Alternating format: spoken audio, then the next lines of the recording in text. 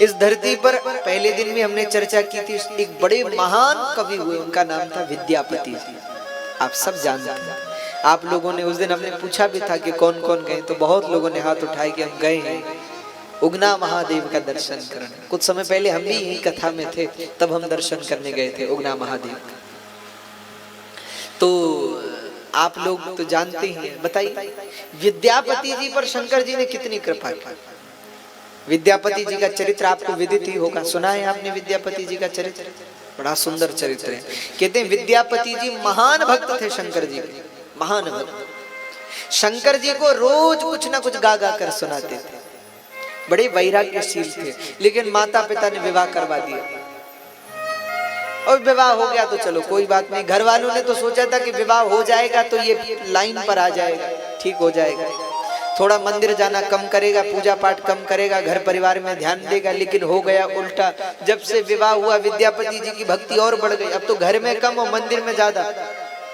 मंदिर में बैठे शंकर जी को गा गा करके सुनाए, शंकर जी की स्तुति करें, शंकर जी को भजन सुनाए, शंकर जी को अपनी रचनाएं सुनाए और शंकर जी के भजनों में सदा मुग्ध रहते। अच्छा, उनकी पत्नी बड़ी नाराज होती कि इनका काम काज तो कुछ है नहीं, जब देखो तब देखो शिव जी के मंदिर में बैठे, जब देखो भजन गा रहे। पत्नी बड़ी नाराज होती। कहते एक दिन क्या हुआ, समय बीतने लगा, विद्यापति जी का शरीर अस्वस्थ होने लगा, बुढ़ापा आने लगा। अब जरूरत थी किसी सेवक की कि कोई सेवा करने वाला हो। और भैया आप कितने भक्त, कैसे भक्त वत्सल हैं हमारे महादेव। महादेव ने सोचा इस भक्त ने जीवन भर मेरी सेवा की, अब इसको सेवा की जरूरत है, तो क्या करूं? तो शंकर जी खुद सेवक बन के विद्यापति जी के पास पहुंचे। एक मनुष्य का रूप धारण करके आ गए और विद्यापति जी को प्रणाम किया। सुबह सुबह का समय था। विद्यापति जी ने कहा प्रणाम। हाँ भैया बोलो क्या बात है? तो शंकर जी बोले महाराज आप, हम चाहते हैं आप हमें अपने यहाँ नौकरी पे रख लीजिए। तो विद्यापति जी ने कहा तनख्वाह क्या लोगे? महादेव बोले और कुछ नहीं चाहिए, तनख्वाह हमारी केवल इतनी है कि भोजन भरपेट मिले और कुछ नहीं चाहिए। विद्यापति जी ने कहा ये तो बहुत अच्छा है, बहुत सुंदर, रह जाओ। रख लिया घर में महाराज। नाम क्या है तुम्हारा? विद्यापति जी ने पूछा। तो शंकर जी बोले हमारा नाम है उगना। अब बोलो, जिनकी सेवा में गोस्वामी जी लिखते हैं कि जांची ये गिरजापति काशी जासु भवन अणिमादिक दासी, जिनके घर में अणिमा लघिमा महिमा बड़ी बड़ी सिद्धियां दासियां बनकर रहते हैं। अरे जिनकी सेवा बड़े बड़े देवता करते हैं, वो महादेव आज विद्यापति जी के सेवक बनकर विद्यापति जी की सेवा करने लगे। समय बीतने लगा, लेकिन शंकर जी क्या करते? अब जब कभी कभी विद्यापति जी शिव जी के मंदिर में बैठते और भाव से गाते, तो जो उगना महादेव थे, उगना थे, वो काम काज छोड़ के विद्यापति जी के साथ बैठ जाते। अब पत्नी बड़ी नाराज हो कि अच्छा सेवक मिल गया, ये एक कम थे जो एक और आ गया। विद्यापति जी ने सोचा कि इस पूरे जंगल में तो कहीं पानी है ही नहीं, इसे कहां से मिल गया? और दूसरा, ये जल तो ऐसा लगता है जैसे गंगा जल हो। तो विद्यापति जी ने तुरंत उगना के चरण पकड़ लिए। बोले सच बताओ तुम कौन हो, नहीं तो चरण नहीं छोड़े। महादेव बोले और कौन? महाराज हम आपके सेवक हैं, उगना है, आप हमारे चरण क्यों पकड़ रहे हैं? विद्यापति जी बोले नहीं नहीं सच बताओ तुम कौन हो। कहते भगवान के विद्यापति जी के बार बार पूछने पर महादेव अपने स्वरूप में प्रकट हो गए। और जैसे ही महादेव को देखा तो विद्यापति जी चरणों में गिर पड़े, महादेव के चरण पकड़ लिए। अब तो रोने लगे। शंकर जी ने कहा रो क्यों रहे हो? विद्यापति जी ने कहा प्रभु आप तो हमारे स्वामी हैं, आपको हमने सेवक बनाकर रखा और आपने तो हमारे पैर भी दबाए, हाथ भी दबाए, वस्त्र भी धोए, सब काम किया। प्रभु ये अपराध हो गया, मुझसे पाप हो गया, ये कितनी बड़ी भूल हो गई प्रभु, ये बहुत बड़ी गलती हो गई। महादेव बोले कोई बात नहीं विद्यापति जी, तुमने जीवन भर मेरी सेवा की, इसलिए मैं तुम्हारी सेवा के लिए आया। और हे विद्यापति जी अब आप चिंता मत करो,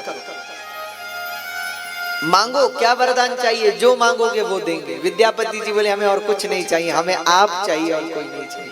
आप ऐसे ही रहो हमारे घर में, उगना बन करके सदा रहो, जब तक मेरे प्राण रहे तब तक आप रहो। महादेव ने कहा विद्यापति जी ये तो समस्या है, क्या समस्या है? बोले समस्या ये है कि हम एक जगह ज्यादा देर टिकते नहीं है, तो बहुत लंबे समय तक नहीं रह सकते, तुम कुछ और मांगो। विद्यापति जी बोले और हमें कुछ नहीं चाहिए, ना धन चाहिए, ना दौलत चाहिए, ना सुख चाहिए, ना संपत्ति चाहिए, हमें तो आप चाहिए बस। कहते हैं महादेव मुस्कुराए और आशीर्वाद देकर कहा विद्यापति जी चलो ठीक है, हम आपके घर पर रहेंगे, लेकिन एक शर्त है, अगर आपने किसी को बता दिया कि हम शंकर जी हैं, हम महादेव हैं, तो बस उसी समय घर छोड़ के चले जाएंगे बस। तो विद्यापति जी बोले बिल्कुल ठीक है महाराज, हम नहीं बताएंगे, किसी को नहीं बताएंगे। अब तो महादेव उगना के रूप में रहने लगे विद्यापति जी के साथ, और विद्यापति जी इतने आनंदित हो, शंकर जी की खूब स्तुति करें, खूब पूजा करें। आज तक तो कम करते थे, लेकिन अब तो महाराज 4 गुना और भक्ति बढ़ गई विद्यापति जी। कहते हैं एक दिन की बात, शंकर जी ने एक लीला की। क्या लीला की? शंकर जी बाहर झाड़ू लगा रहे थे उगना, और इतने में विद्यापति जी मंदिर में गाने लगे, भजन गाने लगे, कीर्तन करने लगे। तो महादेव सब छोड़ छाड़ करके मंदिर में पहुंच गए और मंदिर में बैठ गए। अब विद्यापति जी की जो पत्नी थी वो बुलाने लगी, अरे उगना, अरे कहाँ है? आधा झाड़ू लगाया, आधा नहीं लगाया, कहाँ है?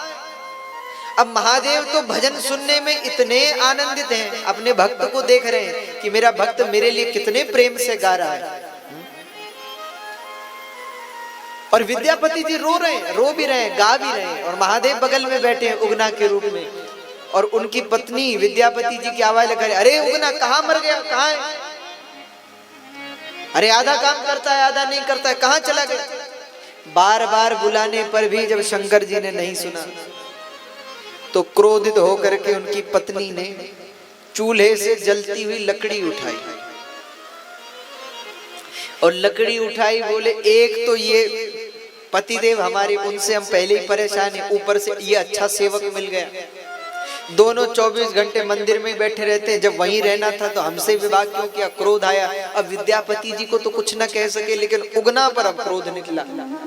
तो महाराज लाठी उठाई और महादेव को पीटना शुरू किया, जलती हुई लकड़ी से पीटना शुरू किया। अब जब पीटना शुरू किया तो महादेव जी चिल्लाए, महादेव जी पुकारे, अरे विद्यापति जी रक्षा करो, रक्षा करो, अरे कोई बचाओ हमें, कोई बचाओ।